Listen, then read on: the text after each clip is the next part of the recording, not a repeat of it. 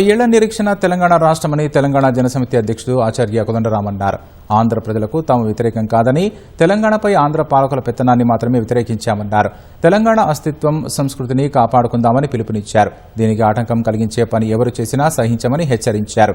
తెలంగాణ జనసమితి కార్యాలయంలో రాష్ట్ర ఆవిర్భావ వేడుకల్లో పాల్గొన్న కోదండరాం జాతీయ పతాకావిష్కరణ చేశారు. బీఆర్ఎస్ నిరంకుశ వైఖరితో వ్యవహరించిందన్న కోదండరాం, కాంగ్రెస్ అధికారంలోకి వచ్చిన తర్వాత స్వేచ్ఛ వచ్చిందన్నారు. చిన్న చిన్న విషయాలను అడ్డం పెట్టుకొని ఇవాళ తెలంగాణ వ్యవహారాల్లో తలదూర్చాలనే ప్రయత్నం ఆంధ్ర పాలకులు ఇంకా కూడా వదిలిపెట్టలేదు. ఎందుకు ఇవాళ మీకు వ్యతిరేకత ఉంటే ఇంత తెలంగాణ పైన ఇవాళ ఇంత అక్కసు వెళ్ళగక్కవలసిన అవసరం ఏముంది? నాగేశ్వర్ గారు చేసిన వ్యాఖ్యలు తప్పైతే తప్పనవచ్చు, కానీ చర్చ కాదు, సమాధానం కాదు. అసలు నాగేశ్వర్ గారు మాట్లాడిన విషయాలు ప్రధానం కాదు. దాన్ని అడ్డం పెట్టుకొని ఇక్కడ భావ ప్రకటన స్వేచ్ఛను అరచటం మాత్రమే కాదు, తెలంగాణ వ్యవహారాలలోనే జోక్యం చేసుకోవాలనే ఒక తాపత్రయం కనబడతా ఉంది.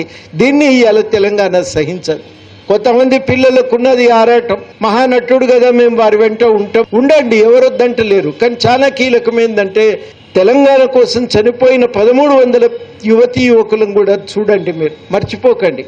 ఎందుకు ఉండాలి ఘర్షణ? రెండు ప్రాంతాల మధ్యన ఐక్యంగా నిలబడగలిగేటువంటి వాతావరణాన్ని తేవాలి. సామాజిక న్యాయం, ప్రజాస్వామ్యం విలువల పునాదుల మీద ఒక నూతన సమాజ నిర్మాణం అనేదే లక్ష్యం. ఈ లక్ష్యానికి సహకరించగలిగితే తప్పకుండా స్వాగతిస్తాం. కానీ ఈ లక్ష్యాలకు తూట్లు పడిచే విధంగా తెలంగాణ ఆకాంక్షలను అణిచివేసే ప్రయత్నాలను తెలంగాణ సమాజం చూస్తూ ఊరుకోదని ఈ సందర్భంగా మేము స్పష్టంగా ప్రకటించదలిచినాం.